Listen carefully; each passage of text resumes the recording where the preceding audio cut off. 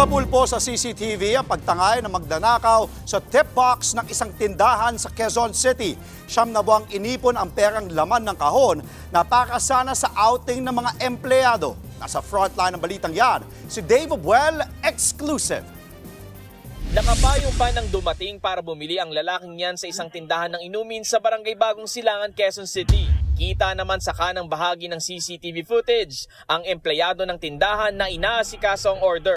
Nang makitang abala na ang empleyado, dito na naglabas ng ecobag ang lalaki. Sa isa pang kuha ng CCTV, kitang walang kahirap-hirap na kinuha ng lalaki ang tip box ng tindahan, saka isinilid sa ecobag. Hindi naman ito napansin ng empleyado na tuloy-tuloy lang sa pag-intindi sa order. Maya-maya, bigla na lang umalis at naglakad palayo ang lalaki. Ayon sa empleyado ng tindahan, nalaman na lang nila na nawawala ang tip box noong magsasara na siya. Dito na nila tsidek ang kuha ng CCTV at napanood ang pagnanakaw. Hindi nila kilala ang lalaking bumili, pero kinutuban na raw siya noong hindi nito kinuha ang order. Higit 2,000 pesos na raw ang laman ng tip box na siyam na buwan na nilang iniipon. Para po sana yun sa outing namin sa swimming po.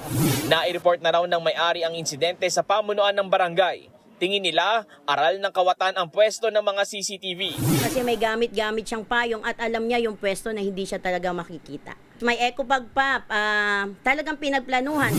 Iba-backtrack nila ang mga kuha ng CCTV sa lugar para matukoy ang pagkakakilanlan ng magnanakaw.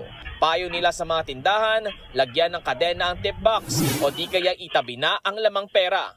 Nagbabalita mula sa Frontline, Dave Abuel, News 5. Mga kapatid, Andre Felix po, iba na ang may alam at may pakialam sa panahon ngayon.